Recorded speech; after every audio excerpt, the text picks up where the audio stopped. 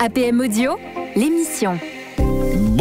Bonjour à toutes et à tous. Soyez les bienvenus dans l'émission d'APM Audio. Je suis Ludovic, je suis journaliste et avec les dirigeants d'APM, nous avons imaginé cette émission mensuelle pour explorer les grands défis actuels des entreprises. Chaque mois, nous recevrons donc des experts et des dirigeants.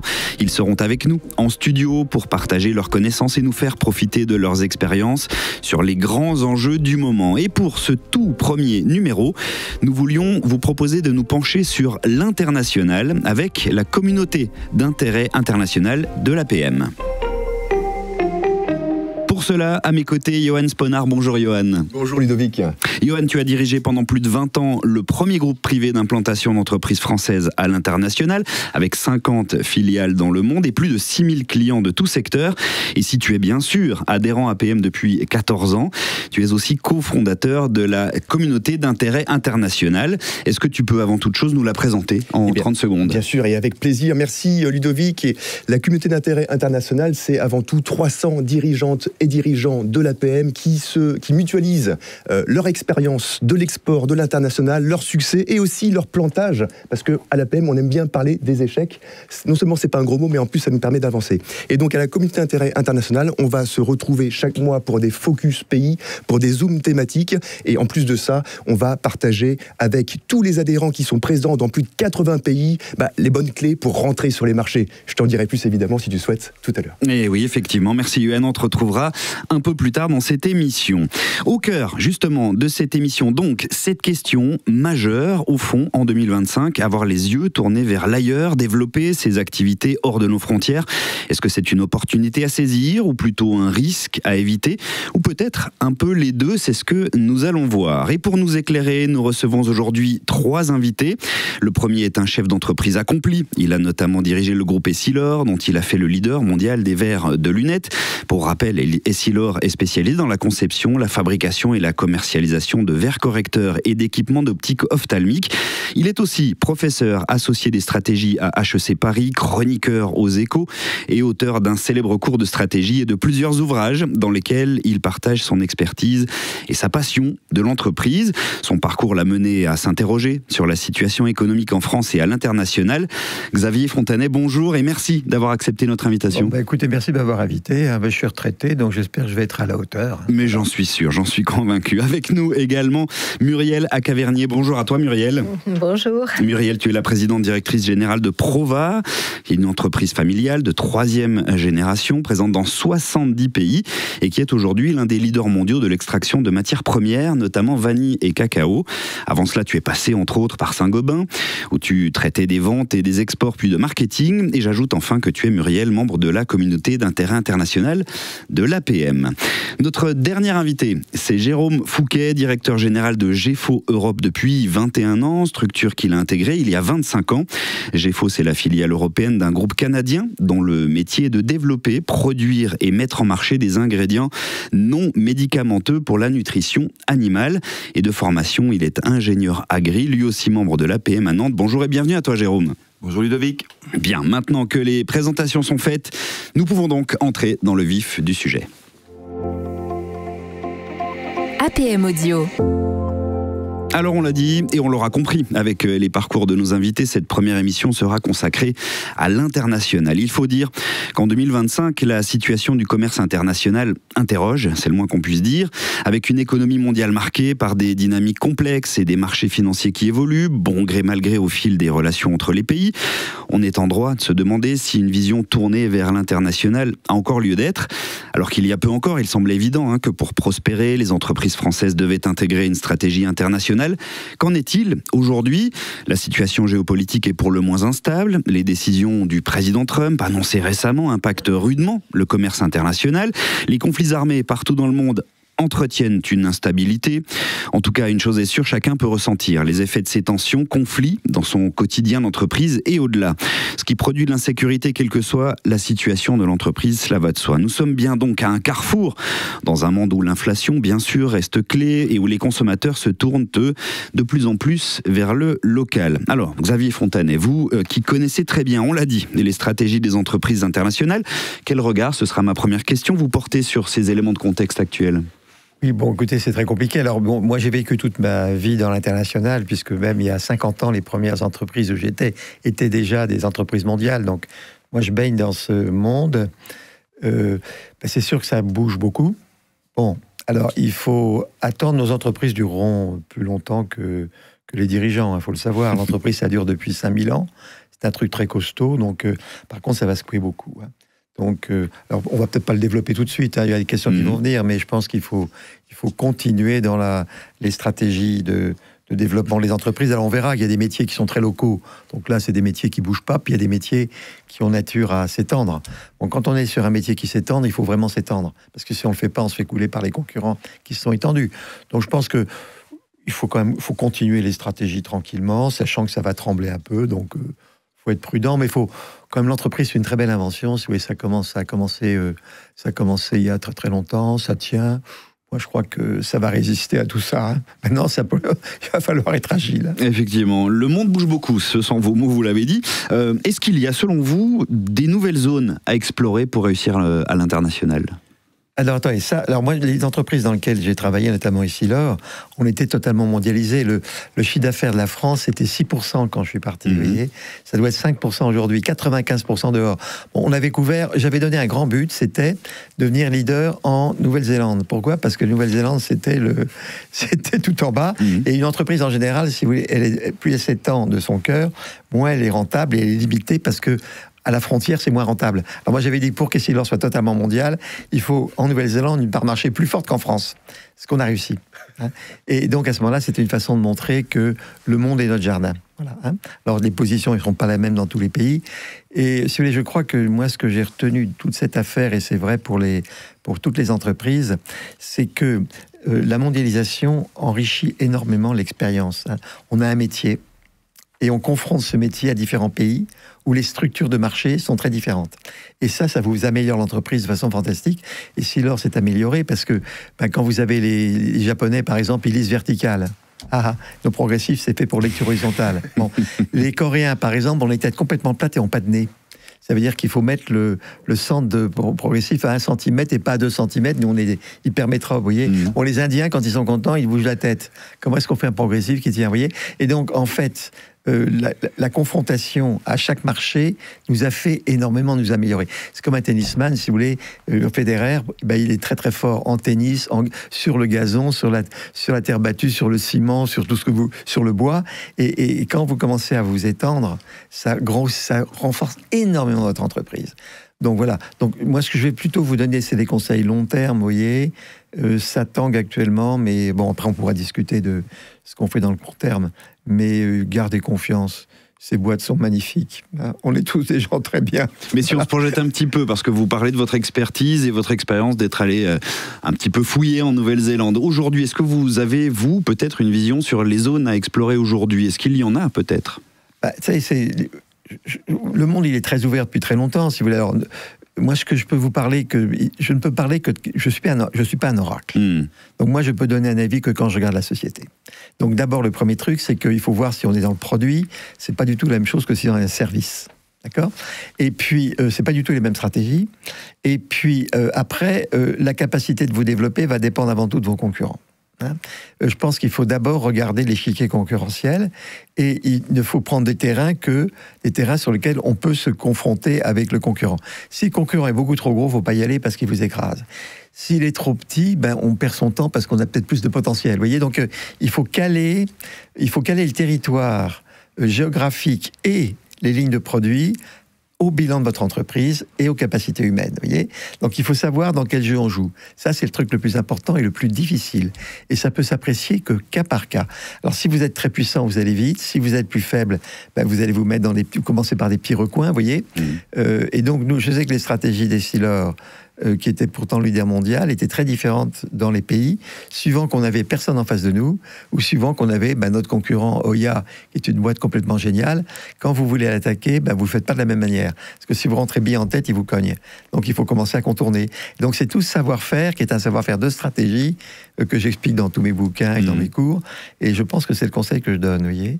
C'est l'occasion de refaire un bel audit stratégique de son entreprise, et puis sachant qu'elle durera, l'entreprise.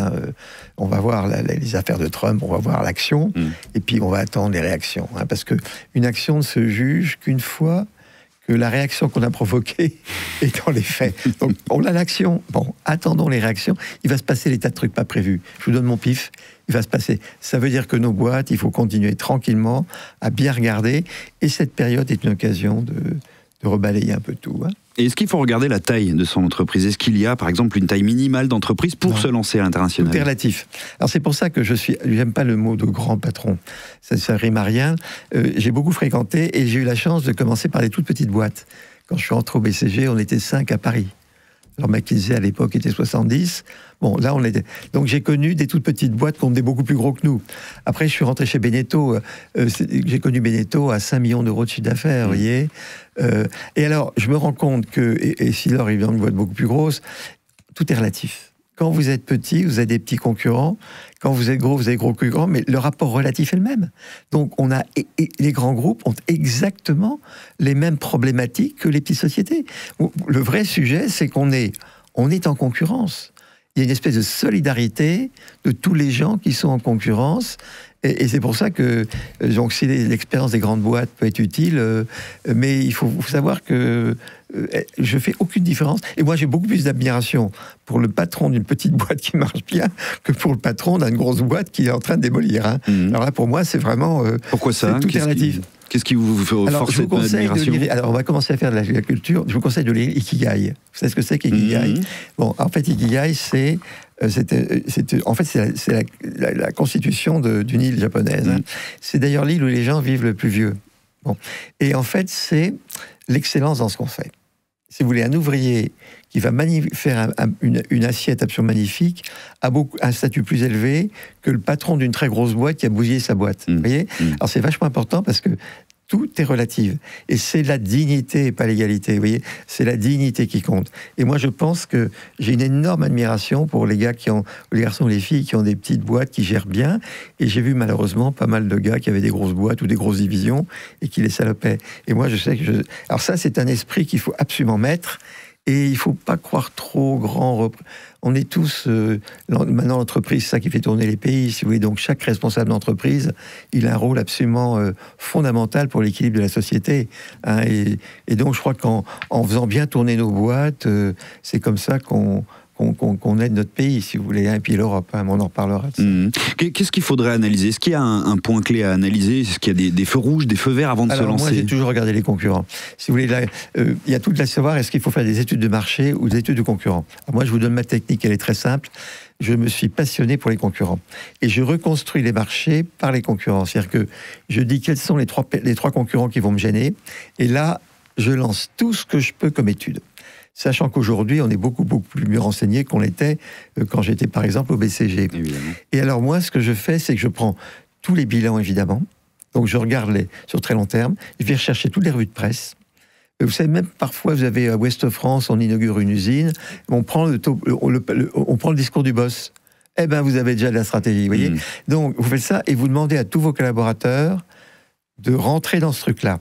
Et à ce moment-là, les concurrents, vous essayez de deviner quelle est leur stratégie. Et puis, pour faire les marchés, c'est pas compliqué. Vous prenez les chiffres d'affaires des concurrents, vous les ajoutez, vous dites qu'avec vous, ça fait 60%.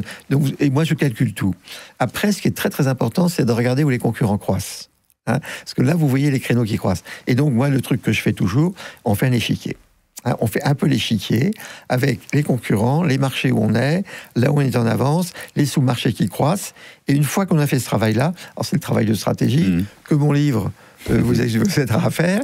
Et une fois qu'on a ça, on discute avec les collègues, les collaborateurs. Et alors c'est très important pour moi que tous les collaborateurs soient formés à la stratégie. C'est pas le grand chef. Moi, j'étais prof, je suis devenu prof. Dès qu'Essilor a dépassé 30 000 personnes, je me suis rendu compte que c'était ingérable par une personne. Et à ce moment-là, qu'est-ce que j'ai fait ? Je suis devenu prof.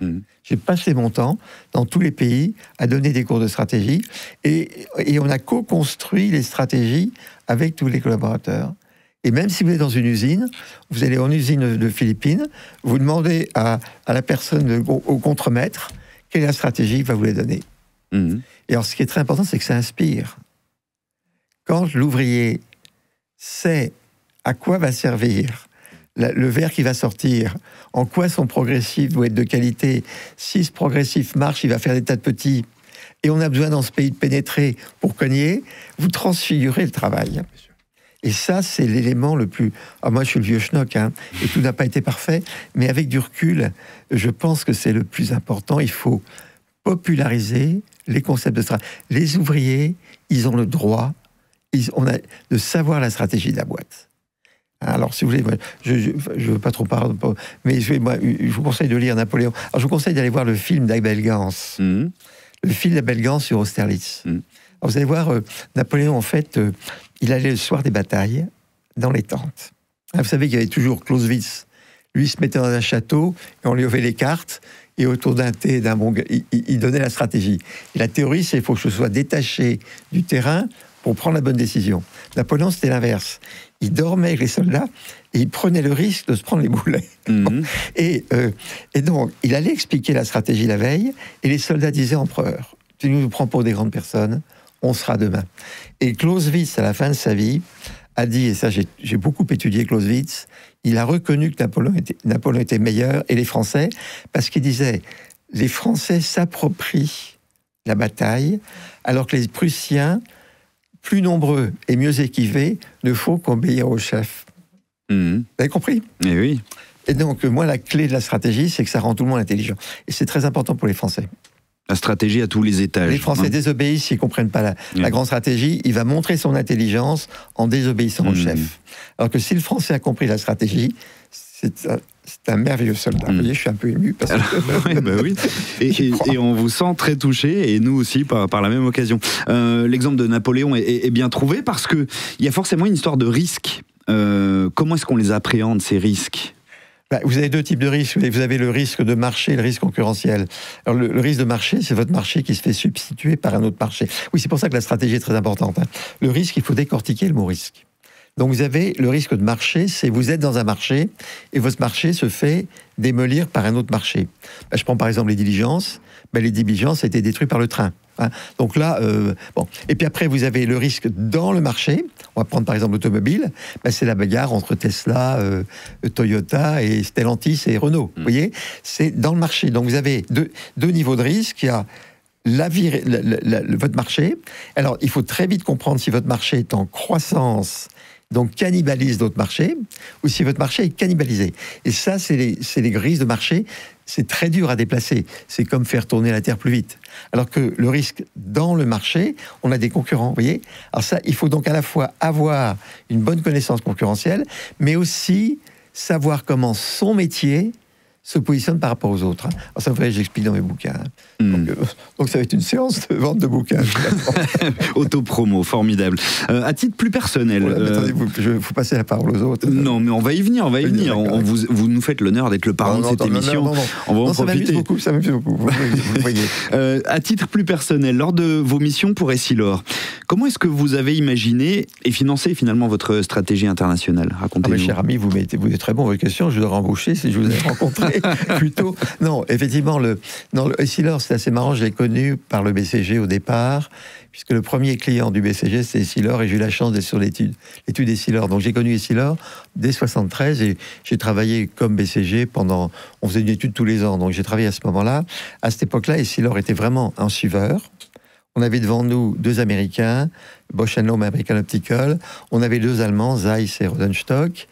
Et à ce moment-là, on les a vraiment démolis. Et la chose, on l'a fait par la technologie. C'est qu'Essilor avait deux produits géniaux, le progressif et les verres organiques. Et les Allemands avaient les bifocaux, que les plus anciens connaissent, et les verres minéraux. Et donc, la période que j'ai connue quand j'étais au BCG, c'était une conquête du monde. Par contre, on s'est mondialisé dès cette époque-là, puisque de France, on était incapable d'attaquer. Donc j'avais fait des études où on mettait des usines en Thaïlande, aux Philippines, au Brésil, au Mexique, et ouais. Donc on y allait. Bon. Donc il y avait ça. C'était la grande conquête. Après, ça a été complètement différent. C'est que quand je suis rentré donc en 90, Essilor avait donc dépassé les concurrents allemands et japonais, donc on est allemands et américains. Ils étaient derrière, sauf que il y avait deux nouveaux venus. Un japonais, Oya, et un australien, Sola, qui avait la taille d'Essilor et qui commençaient à nous dépasser.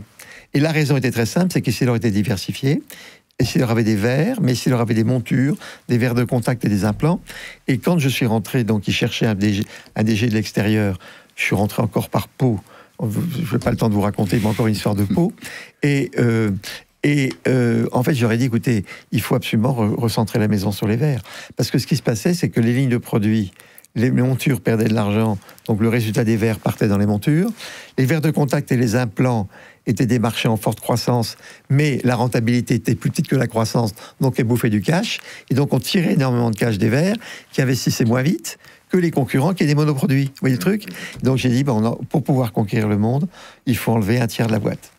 Et donc, mon arrivée, j'ai commencé à dire, écoutez, si vous voulez un avis de l'extérieur, on va pas réussir à conquérir le monde, il faut nettoyer. Donc, la période est peut-être aujourd'hui, pour les deux idées, c'est que peut-être la période va trembler, tous les petits trucs pas tout à fait au point, on les arrête, de façon à se remettre sur le cœur rentable. Un tiers de la boîte, vous avez enlevé. On a enlevé un tiers. Et alors, les 2 tiers, on a dit, écoutez, la stratégie est très claire, c'est on fait des verres, rien que des verres, et tous les verres, partout dans le monde.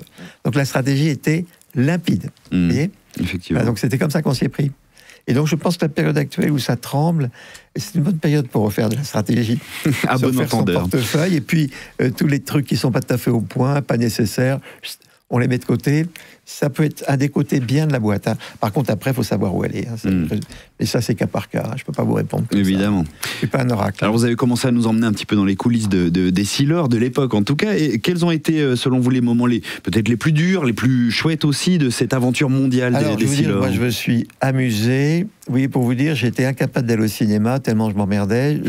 Le seul film que je trouvais au niveau d'Essilor, c'est Gladiateur. Ah oui. Vous voyez, ça, alors là, Gladiateur. Et donc, je me suis amusé. Alors, c'était très dur, mais on s'est amusé. Parce que la stratégie, si vous voulez, ça transforme tout en espèce de jeu stratégique. C'est absolument passionnant. Le boulot est transfiguré, si vous voulez, quand vous avez une... Non, le plus dur, c'était au début, il a fallu choisir entre... On avait Oya, qui était un Japonais qui tenait toute l'Asie, et Sola, qui est un Australien. Et vous savez, l'Australie, il faut faire des cartes de géographie. Quand vous êtes en Australie, vous voyez, vous avez l'Amérique latine et vous avez la Californie. Donc, alors que quand vous êtes français, européen, vous voyez l'Est des États-Unis, vous voyez. Donc, en fait, Sola était devenu très, très, très fort aux États-Unis parce qu'il était rentré par la Californie, et il était très très fort en Amérique latine. Bon. Donc on avait le choix, est-ce qu'on cogne Oya et Sola? C'est les Horaces et les Curias. Hein. Alors là, j'ai étudié les stratégies, ça va vous intéresser, j'ai étudié complètement les bilans. Hein. Alors je me suis rendu compte qu'Oya, on n'arriverait pas à le cogner à court terme parce qu'il y avait une énorme vache à lait derrière. Hein. Alors il faut s'habituer avec le portefeuille BCG. Oya était la boîte qui nous concurrençait, Oya Vision Care, était poussée par une grosse vache à lait. Oya était leader mondial de tous les disques durs d'ordinateurs. Vous voyez, bon. Alors là, il y avait une vache à lait, et il mettait le fric. L'excès qu'il avait, ça partait dans les verres. Alors on avait en face de nous un sacré truc. Alors que cela était une boîte qui était endettée, et ils avaient un actionnaire qui était Pilkington, qui était en train de faire faillite. Alors on a dit, écoutez, c'est pas compliqué, on tape sur cela. Donc on a tapé les US. Vous voyez. Et alors, on a fait un truc génial parce que cela était plus gros que nous aux US. Vous voyez. Nous, on était très fort en Europe. Mais bon. Et alors, on lui a tiré le tapis sous les pieds. C'est-à-dire que quand vous faites un verre ophtalmique, il y a 2 étapes de valeur ajoutée. Je m'excuse, c'est un peu technique, mais vous faites des ébauches et vous finissez les verres. Bon. Nous, Essilor, on est très fort en ébauche et en finition. Cela était écrasant en ébauche, mais pas en finition. Et on a racheté 35% de tous les finisseurs US. On a fait ça pendant un été, dans le plus grand secret. Et on a sorti, en un mois, on a annoncé qu'on achetait 35% du marché. Ça l'a foutu en l'air. Et une fois, alors on l'a mis en faillite, on a rêvé de l'acheter, antitrust, interdiction, et c'est Zeiss qui achète cela. Donc en fait, c'est là où la stratégie est compliquée, c'est que, bon, mais alors on s'est tellement attaqué à cela que les Zeiss, ils n'ont pas réussi, on leur a tapé dessus, donc ils n'ont pas réussi à l'intégrer. Et après, on a eu 2 vaches à lait. On avait donc l'Europe et les US, et là on s'est pris Oya en tête. Et le coup de chance qu'on a eu, encore un coup de peau, on s'est marié avec Nikon. On s'est marié, on a fait une JV, et là, on est rentré sur le terrain d'Oya. Parce qu'Oya, ce qu'ils faisaient, c'est qu'ils avaient une énorme vache à lait au Japon et en Corée, et ils attaquaient, ils utilisaient la vache à lait pour nous cogner en Europe. Le jour où on l'a contrôlé au Japon, et du coup, on s'est rendu compte qu'il fallait rentrer en Corée, on lui a fait le même coup en Corée, on s'est marié avec son pire ennemi. Donc on a eu 2 JV coréennes et japonaises, et là on a contrôlé les cachots de Oya. Et là je pense que ça a été le moment où l'industrie a basculé. Parce que là, et alors les Japonais, si vous voulez, ils ont toujours peur des Américains à cause de la guerre. Donc Essilor, qui avait dominé les Américains, qui allaient chez eux, ça les a calmés. Et je pense que le basculement de toute l'industrie, c'est le jour où on a eu l'accord de Nikon pour aller avec eux. Et je raconte l'histoire parce qu'elle est très importante. C'est hors business. Je crois que le restaurant est très important, vous voyez. Personnellement, l'Américain, il va faire une réunion, puis on bouffe des trucs dégueulasses en 2 minutes. Bon, je crois que nous, on a un atout énorme, c'est qu'il faut faire manger les gens. Et quand ils sont bien nourris, ils ont un tout petit peu de bon vin, etc. Et donc, on avait rencontré le président de Nikon, et c'était chez Laurent. Je ne veux pas faire debout. Et alors là, j'ai dit au restaurateur de Laurent et à tous les serveurs, écoutez, on a un dîner qui va faire basculer l'industrie. Donc j'ai briefé les serveurs et ils ont vu l'importance du truc parce que les 2 patrons de Nikon étaient des gens majestueux. C'est-à-dire que c'est des gars, quand ils rentrent dans la pièce, on voit tout de suite que c'est des gens hors du commun. Les conversations s'arrêtent. C'est des gars qui... Bon. Et donc, ils ont fait un gueuleton. Et bien, les Japonais, je suis sûr que ça a joué. Ah oui. Ils se sont dit, ils savaient déjà qu'on était bons, mais ils ont dit, les Français, ils savent faire de la bouffe. Ça va recevoir. Et donc, on a remercié les serveurs. Et ils étaient au courant de la stratégie. Ah oui. Oui, bien sûr. Vous les aviez briefés sur la stratégie. Quand ils ont signé, j'ai été dîner avec eux pour les remercier. Alors, vous voyez, c'est toute la stratégie, c'est que même avec les entre guillemets fournisseurs, quand vous les associez à la stratégie, vous changez tout. Oui, absolument. C'est ça le truc. Absolument. Oui. Parfait. Bon, c'est passionnant. Oui, les grandes histoires, c'est fait de petites choses. Effectivement, on pourrait continuer d'en parler. D'ailleurs, restez bien avec nous. On va poursuivre. Mais avant de poursuivre, cette question centrale de cette émission, de manière très directe, est-ce que vous diriez que l'international, et à travers ça l'import-export, est-ce que c'est une opportunité ou une nécessité? Quelle place finalement doit occuper l'international dans une stratégie d'entreprise? C'est le mot international, si vous voulez, qui fait beaucoup de mal. Il faut faire extrêmement attention parce que pour moi, j'ai toujours vécu l'international par des pays. Alors, si vous reprenez la longue histoire d'Essilor, on va prendre l'Europe, ça a commencé par la France, et puis très vite, c'est parti par la Suisse romande et la Belgique wallonne, vous voyez. Et puis après, à partir de là, la Suisse allemande, vous allez sur la Suisse allemande. Quand vous êtes en Suisse allemande, vous allez en Bavière, vous voyez. Bon, après, quand vous partez sur les Wallons, après, vous allez chez les Flamands. Quand vous allez chez les Flamands, vous êtes tout de suite aux Pays-Bas. Mais quand vous êtes dans les Pays-Bas, vous allez tout de suite parce que c'est Cologne, vous voyez. Et donc, vous attaquez l'Allemagne par la Bavière, et vous l'attaquez après par les Pays-Bas, vous voyez. Et vous rentrez après. Vous voyez comment ça va? Et puis les États-Unis, comment est-ce qu'on a fait? On a commencé par le Québec, langue française. Puis après, vous allez au Canada. Puis quand vous êtes très bon au Québec, vous descendez la côte est américaine, vous voyez, vous descendez Boston, et puis quand vous arrivez à passer... Oui, donc, moi, c'est ce que j'appelle les nénuphars. La stratégie des nénuphars, c'est pas l'international, c'est des pays. Et il faut se prendre les pays les uns après les autres. Et alors, le mécanisme qui est absolument merveilleux, que j'ai vécu partout, chez Beneteau, chez Eures, chez Essilor, c'est que ça se renforce. C'est-à-dire que au début, vous commencez... Mais c'est aussi valable pour une boîte de service dans le pays.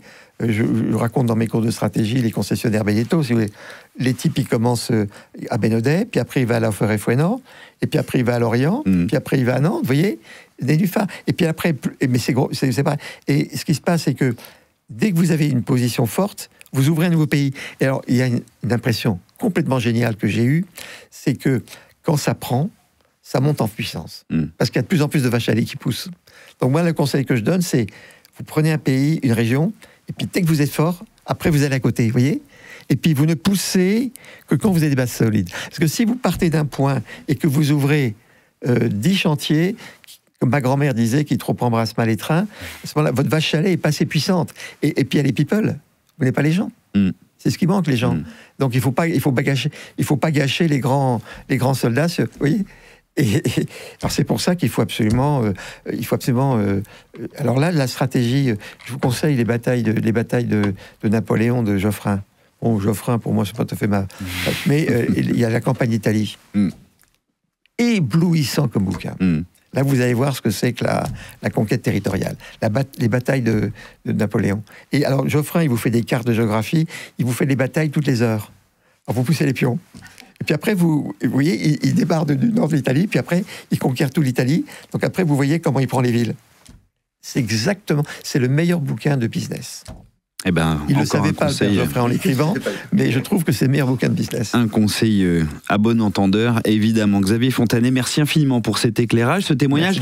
On vous a senti un peu ému, nous aussi, d'ailleurs. Oui, ça me rappelle des souvenirs. Oui. Voilà. Vous restez, non, mais bien l'émotion, sûr. Ce qu'il faut, c'est aussi avec les clients avoir l'émotion, vous voyez. Oui. L'entreprise en service, c'est un service rendu. Oui. Quand vous créez un climat de confiance avec un client qui vous rachète, nous les Essilor, tous nos clients restent tout le temps avec nous. Voyez, et ils pourraient nous quitter tout le temps, hein, et à cause de la concurrence. Et si on les garde, c'est que on défend les intérêts du client, c'est l'intérêt général, c'est le bien commun. Donc l'entreprise concurrentielle, c'est le bien commun, en faisant bien le boulot. Alors qu'on arrête de casser les pieds, voilà. Hein. Difficile de mieux conclure. Vous restez bien avec nous jusqu'à la fin de cette émission. Vous n'hésitez pas à intervenir quand vous le voulez, on poursuit. APM Audio. Alors Muriel, Jérôme, on a évidemment tout de suite envie de vous entendre réagir sur ce que vient de nous dire Xavier Fontanet. Muriel, d'abord. Merci. Alors, je retire la stratégie du nénuphar parce que ça ressemble assez à notre propre parcours à l'international, puisque notre entreprise va fêter bientôt 80 ans d'ailleurs. Et on a démarré dans les années 60-70, et il y a un sujet, c'est la langue. Et en fait, on n'a jamais eu de problème avec la barrière de la langue, notamment l'allemand, puisque j'ai une mère allemande, une grand-mère suisse-allemande, et donc mon père était bilingue, et pouf, il est parti très vite vers l'Allemagne, la Suisse, la Belgique, bien sûr, ça a été ont été les premières conquêtes territoriales, on va dire, des nouveaux pays. Et puis aujourd'hui, on est dans 70 pays dans le monde et on fait 75% de chiffre d'affaires. Un gros nénuphar. Ouais, gros nénuphar, ouais. Et toi, Jérôme, alors que retiens-tu de cette introduction ?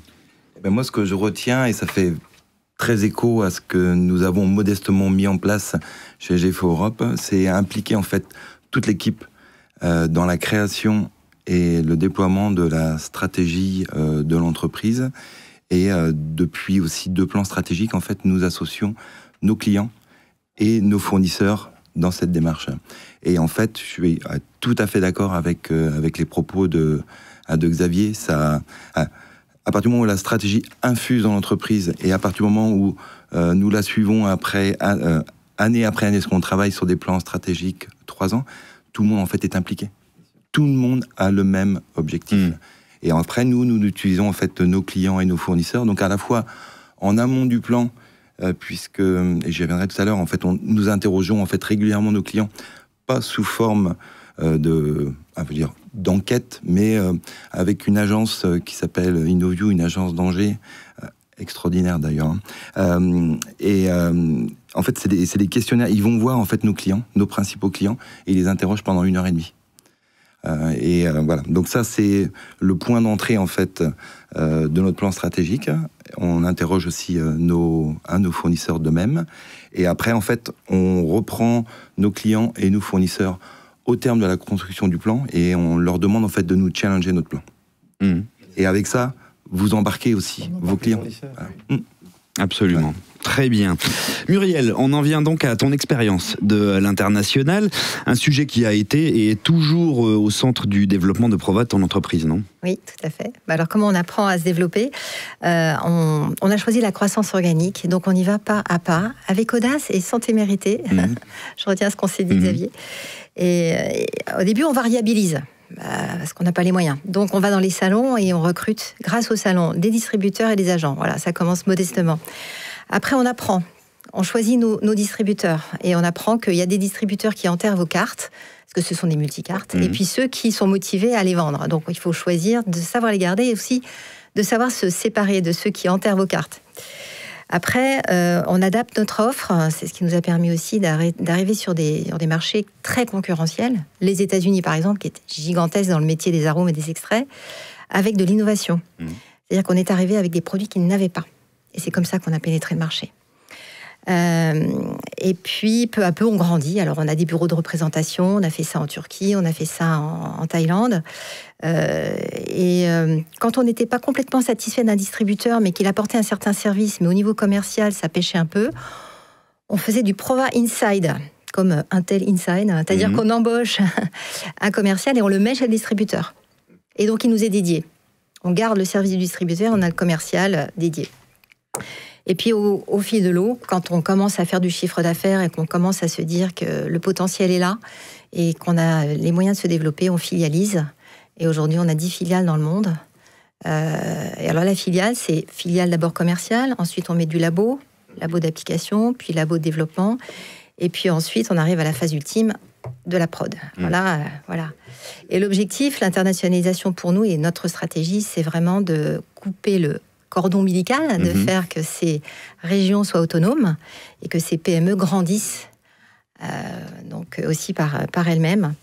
Et il faut avoir les reins solides parce que parfois c'est un investissement qui coûte de l'argent, beaucoup. L'Inde, par exemple, on a mis des années avant que ça commence à rapporter. Ah oui. Certaines régions sont compliquées et il faut avoir le cash, en tout cas les moyens de soutenir aussi l'investissement sur la durée et de s'accrocher. Il faut être dans le temps long, en fait. Il ne faut pas se dire « ça ne marche pas, on ferme tout ». Non, il faut attendre. Et moi, je croyais vraiment au marché indien. Je pense que c'est un marché gigantesque qui est avec une classe moyenne qui va augmenter, qui aura les moyens aussi de payer pour des arômes de qualité. Mais pour y parvenir, se pose certainement la question de la gouvernance groupe, en tout cas, en l'occurrence. On est en plein dedans. C'est-à-dire qu'aujourd'hui, on bricole un peu, mais on se rend compte qu'il faut qu'on organise cette gouvernance. Donc là, on est en train justement de se poser des questions. Qui chez nous peut nous aider on a trouvé quelqu'un donc en interne qui va nous aider à faire un meilleur reporting, harmoniser les pratiques. Il y a tout un sujet sur les prix de transfert, des sujets légaux, des sujets financiers. Il faut qu'on ait une vision finance groupe et pas seulement... et on a des filiales qui sont à des degrés de maturité différents, certains plus que d'autres, avec des compétences financières aussi qui ont besoin d'être accompagnées. Il faut savoir organiser les boards, en plus gérer toute la documentation derrière. Il y a tout ce côté juridique, le secrétariat général qu'il va falloir organiser. Et là, on y est, parce qu'avec 10 filiales, on ne peut pas se louper et il faut vraiment suivre nos petits. Et savoir les accompagner correctement. Encore un peu de pain sur la planche, donc on imagine. Oui. On l'a évoqué notamment avec Xavier Fontaine, et ce contexte international pour le moins tendu, c'est le moins qu'on puisse dire. Est-ce qu'il a des conséquences selon toi sur un sujet en tout cas qui est cher à Prova, sur l'engagement durable ? Écoute, l'engagement durable pour nous, c'est vrai que le contexte, lui, est incertain et variable, mais nous, l'engagement durable n'est pas une variable d'ajustement. C'est une tendance de fond et c'est une philosophie d'entreprise. Notre philosophie d'entreprise, c'est de prendre soin et agir pour la terre et les hommes. Voilà. Et c'est pas pour changer le vent quand le vent tourne et changer d'orientation, c'est pour aller au-delà et être résilient au-delà des crises. On l'a traduit en anglais, care and act. Voilà, ça, c'est pas seulement prendre soin, parce que vous demandez aux gens, est-ce que vous voulez sauver la terre ? Tout le monde dit oui. Mais qu'est-ce que tu fais pour ça ? Nous, on agit aussi. Donc, on travaille avec des matières premières qui ont un impact énorme, puisqu'on travaille avec l'Afrique. La vanille, le chocolat, vient de pays qui sont aussi très pauvres. Et donc, ça fait des années qu'on s'est engagé auprès des communautés locales, des associations de planteurs, avec une traçabilité directe aux planteurs. On investit aussi dans les villages sur des programmes sociaux, des programmes d'éducation, des programmes de reforestation, de santé. Et on s'engage également à payer un peu plus cher le prix quand le marché est très bas, donc pour les soutenir. Donc cet engagement, ça va au-delà de... c'est vraiment une stratégie qui va au-delà d'un côté que business, puisqu'on s'est engagé à acheter pratiquement plus de 50% de notre vanille de façon durable à un horizon 2030, et notre cacao, 100%, pareil. Il y a un sujet de déforestation immense sur la culture du cacao, donc là, il faut qu'on soit bon aussi dans nos achats. Effectivement. Ces efforts, chez Prova, vous devez certainement le partager avec vos clients, on imagine ? Oui, Oui, et tous ne suivent pas. Surtout en ce moment. Développement durable, tout à coup, pouf, on est revenu à... Il faut regarder et compter les sous. Donc je pense qu'il faut qu'on embarque nos clients avec le sens. Là, par exemple, on a investi dans un navire à voile, un cargo à voile, qui va faire 60% d'économie de carburant, donc moins pollué, pour acheminer la vanille depuis Madagascar jusqu'en France. Donc j'en parle aujourd'hui parce que ça vient d'arriver. On a eu la nouvelle que le chantier va démarrer. Et donc le bateau sera finalisé en 2027. Voilà. Et ça, typiquement, c'est un engagement. On a signé, on sera chargeur. Ça se coûtera peut-être un peu plus cher qu'un cargo normal, mais on le fera. Voilà. Et donc le sens, c'est faire rêver, c'est du narratif, c'est leur dire, écoutez, nous on a une stratégie en business, c'est simple. C'est soit tu vends de l'amour, soit tu vends de l'argent. Nous on a choisi, on vend de l'amour. Très bien, je crois que le message peut être difficilement plus clair. Voilà. Jérôme, je me tourne à présent vers toi. Après ce que vient de nous exposer Muriel, on a envie de savoir comment est-ce que vous vous adaptez, à quelles difficultés vous faites face chez GEFO ? Alors, aujourd'hui, sincèrement, sur la zone Europe-Maghreb, où avec toute mon équipe, nous œuvrons, nous n'avons pas de difficultés majeures. Sur cette zone, aujourd'hui, nous faisons 2/3 de notre activité à l'export. Nous sommes une petite PME de 48 salariés, présents sur 20 pays. Et je vais reprendre aussi tout à l'heure les propos tenus tout à l'heure par Xavier. Nous, on est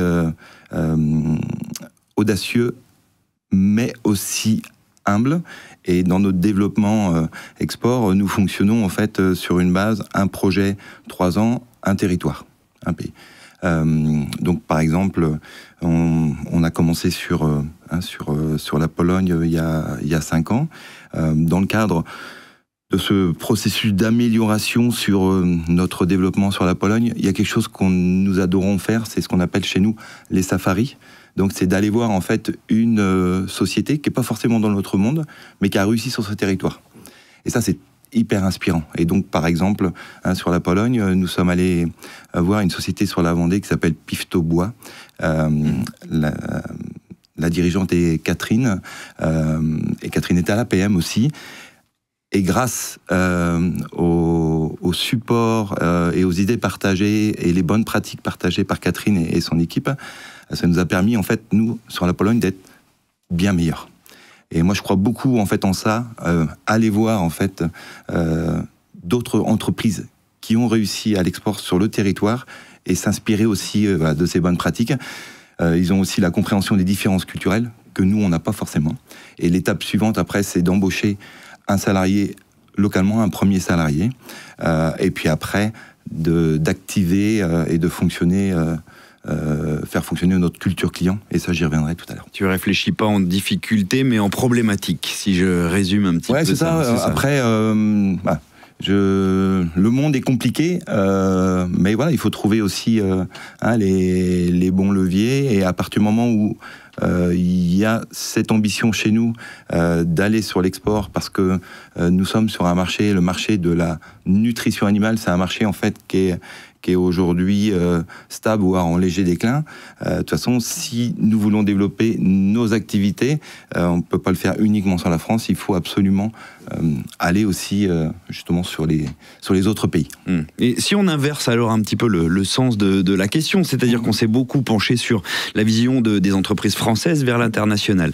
Tu es le mieux placé peut-être autour de cette table pour nous donner un peu la vision inverse, c'est-à-dire qu'on peut se demander quelle est la vision canadienne du monde, en l'occurrence de la nutrition animale non médicamenteuse. Alors, très bonne question. C'est juste mon regard. J'ai la chance effectivement de travailler depuis 25 ans dans un groupe canadien, un groupe familial, un groupe qui a été créé par Jean Fontaine, qui est toujours aux manettes de la société. Il y a 43 ans, il a créé la société, il avait 24 ans, et avec une vision extrêmement claire, c'était de se dire, aujourd'hui, les animaux partout dans le monde sont nourris avec des antibiotiques, et ben moi, je vais le faire sans antibiotiques. Voilà. Donc objectif, c'était bien nourrir les animaux pour bien nourrir en fait les hommes. Donc c'était très durable aussi déjà à l'époque. Tout le monde l'a pris pour un fou. Sauf qu'aujourd'hui, en fait, il a effectivement raison. Et c'est ça qui a assuré, c'est cette vision-là, et le talent de Jean et le talent de toute l'équipe qui a assuré, en fait, le succès aujourd'hui du groupe GEFO. Alors, ce collectif que tu évoques, justement, comment est-ce que toi, tu réussis à donner une dynamique peut-être interculturelle et la culture GEFO à tes équipes ? Alors, ce qu'il faut savoir, c'est que moi, je suis joueur de rugby encore. Je suis un joueur d'équipe. Et pour moi, ma façon de manager aujourd'hui, je suis capitaine d'équipe. Et l'objectif, c'est d'embarquer tous les membres de celle-ci avec moi. Et pour moi, ça passe par un maître mot, c'est faire confiance. Faire confiance, c'est quelque chose d'absolument clé, et c'est ça qui aujourd'hui nous permet d'avoir en fait une vraie fidélité des membres de l'équipe. Alors on a effectivement un sujet, c'est que beaucoup des membres de l'équipe sont déportés sur les différents pays, et c'est important de vivre des moments ensemble. Donc tous les trimestres, nous nous retrouvons pendant une semaine pour travailler ensemble. Donc je fais revenir en fait les collègues allemands, polonais, hongrois, biélorusses, espagnols. Tout le monde vient en fait au siège et on travaille pendant une semaine ensemble. Pas uniquement sur les aspects commerce, mais vraiment sur tous les volets concernant l'entreprise. Et on passe des moments aussi, des moments ensemble qui sont clés. Et puis je l'évoquais tout à l'heure. Voilà, l'idée c'est aussi d'impliquer toute l'équipe dans le plan stratégique et de bien recommuniquer auprès d'eux. Tous les ans, on fait un point, voilà, où nous en sommes après une année de notre plan, où nous en sommes après 2 années. Et un élément qui est aussi très important pour moi, c'est que, et je vais en parler tout à l'heure, c'est la notion de culture client aussi chez nous, c'est que celle-ci, en fait, elle est partagée avec tout le monde. C'est-à-dire que nous organisons tous les ans une journée culture client où nous allons avec toute l'équipe support, nous allons chez nos clients pour qu'ils comprennent aussi quelles sont les attentes, quels sont les besoins de nos clients, et comme ça tout le monde est tourné client. Et moi j'aime à dire une chose, c'est que j'aime les membres de mon équipe, et mon équipe est pour moi la deuxième de nos ressources.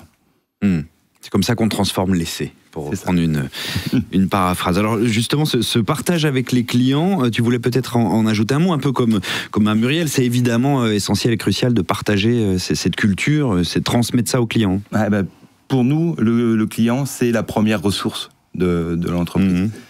Voilà, il y a l'équipe qui est la deuxième ressource, mais ce qu'il y a de plus important, ce sont nos clients. Et moi, j'ai l'habitude de dire face à nos clients, et nous avons fêté les 25 ans de l'entreprise il y a 2 ans, nous avions 253 clients présents, et avec Jean Fontaine, le patron du groupe, qui était avec moi sur la scène pour l'introduction de la journée, nous leur avons dit que nous les aimions. Il n'y a rien de plus important que ça chez nous. Alors après, aimer ses clients, ça veut dire les écouter. Ça, c'est quelque chose d'absolument clé. Et j'ai un très bon ami qui m'a posé une question il y a 3 semaines, et j'ai adoré. Il m'a dit, mais c'est quoi pour toi un bon commercial ? Je lui ai dit, c'est quelqu'un qui sait écouter, identifier les besoins et puis revenir avec des solutions. Il me dit, ah non, c'est pas tout à fait ça. Un bon commercial, c'est un martien. Alors là, j'ai dit, il faut que tu m'expliques là, parce que pour moi, c'est vraiment pas clair, un martien. Un martien, c'est simple. Ça a des grands yeux pour bien regarder, ça a des grandes oreilles pour bien écouter, et ça a une petite bouche pour pas beaucoup parler. Parce qu'il faut écouter, il faut poser des questions, et il faut écouter. Il vaut mieux avoir des grandes oreilles qu'une grande bouche, en effet. C'est ça. Et puis après, ce qui est super important aussi, je parlais de confiance tout à l'heure avec l'équipe, et faire confiance à son équipe, pour moi, c'est clé.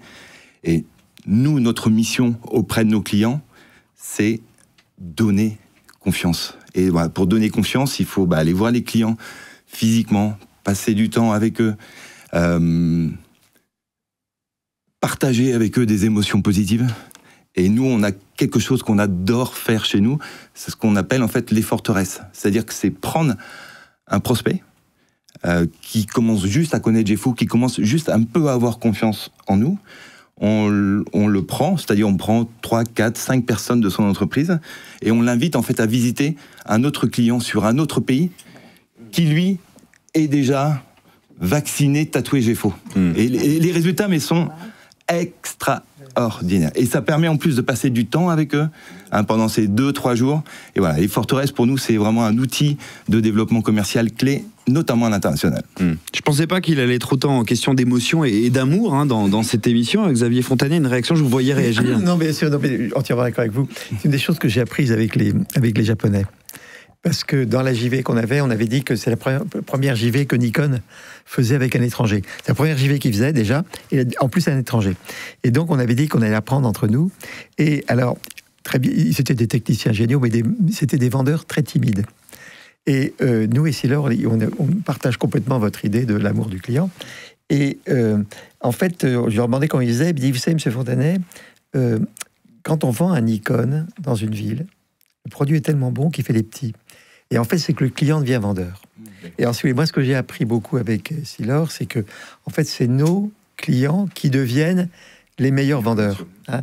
Et la technique que j'avais aussi dans la restauration collective, c'est que la vente qu'on avait, en fait, on faisait des dîners avec des clients et les prospects. On se contentait de nourrir les gens, et puis ça faisait. Et alors, ce qui se passe, c'est qu'un client, en fait, quand il a réussi à convaincre un autre de prendre votre marque, il se rassure lui-même.